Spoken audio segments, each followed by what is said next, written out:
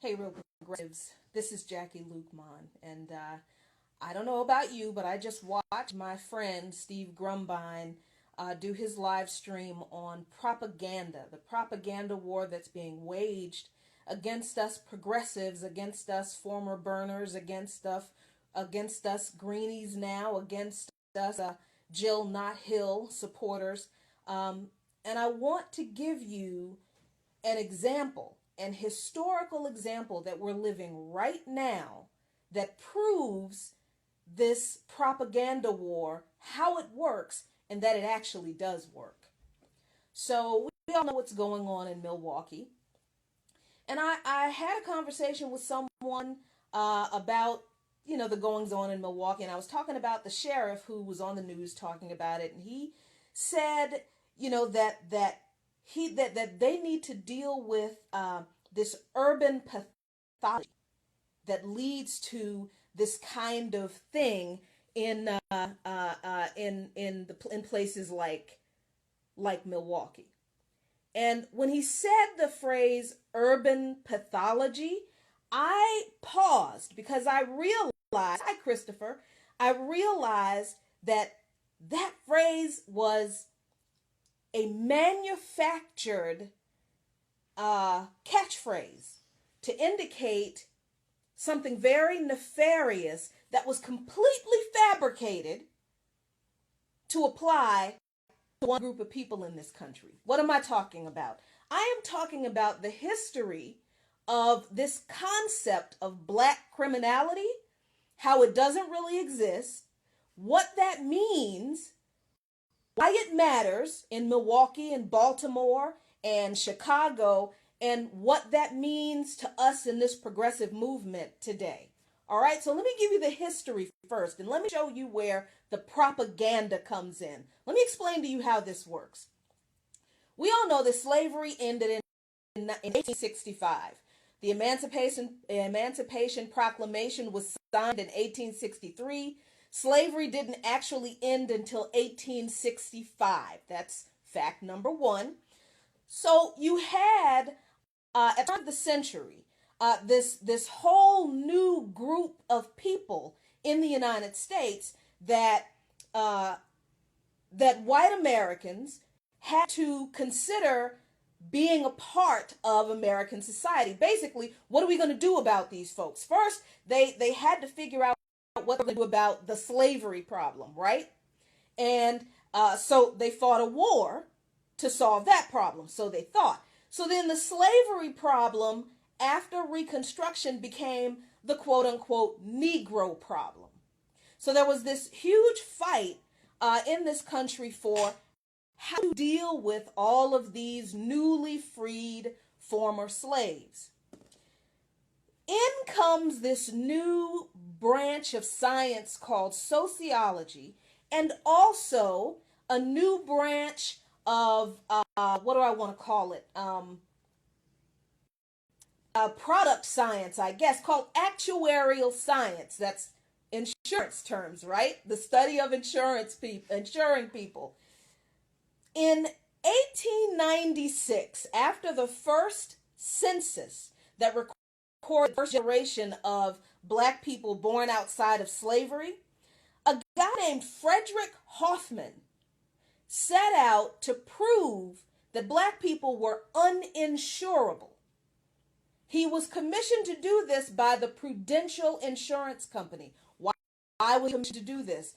Because black people were no longer property. We were now supposedly full citizens, and full citizens could buy insurance policies, right? Well, apparently Prudential didn't want our money, and they didn't want to write insurance policies on black people. So Frederick Hoffman wrote a book called Race Traits. And he wrote this book to set out to prove that the American Negro was uninsurable. What does this mean in terms of real world stuff, right? What it means is, think about today when a family member dies and they don't have insurance coverage.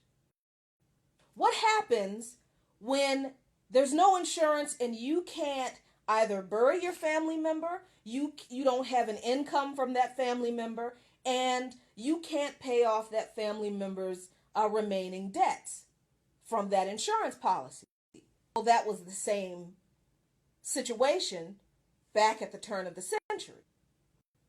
And because black people died at higher rates than white people, because black people were arrested and were incarcerated at higher rates than white people, because black people died from disease at higher rates than white people, insurance companies did not want to write policies on black people because they would have to pay them out and it would cost them too much money. So Prudential commissioned Frederick Hoffman to prove that it made no sense to insure black people.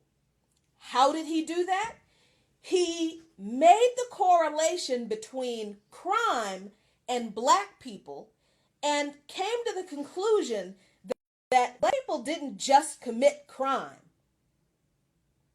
The conclusion in his study showed that black people were innately criminal. Does that sound familiar to you? It should. Because this idea of black people being innately criminal is a concept that we continue to see played out in American society today. This entire issue of the criminality of black people, this made-up concept of black people being innately criminal as opposed to other people, is a perfect example of the kind of propaganda that not only destroys movements, but continues to affect generations of people into the future indefinitely. And that is what we're seeing today.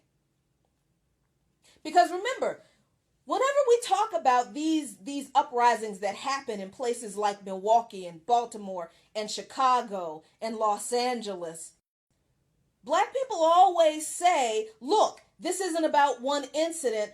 We're talking about decades of mistreatment. And what are the responses that people always give? Well, why don't you get this upset about black on black crime? The truth is, ladies and gentlemen, that black on black crime as some separate monster aside from white people committing crime against each other doesn't exist. Black on black crime does not exist. It only exists if Asian on Asian crime exists. Black on black crime only exists if white on white crime exists. Black on black crime only exists if Jewish on Jewish crime exists. And since we don't rage against or about those things in response to anything any person or group of people within those groups of people do, then I know that black on black crime doesn't exist. It is a figment of the imagination that was manufactured and used as the basis for public policy in order to not have to care for this new group of free Americans who were former slaves and the way European immigrants were cared for. Because here's something that people don't know about this idea of black criminality and how it plays against the way other groups of people who were willing voluntary immigrants in this country plays out. Because usually when we talk about how black people were treated at the turn of the century after Reconstruction, after slavery was over, invariably people will say, well, other groups of immigrants came to this country and they were oppressed and they pulled themselves up by their bootstraps. What was wrong with you all? Why couldn't you do it?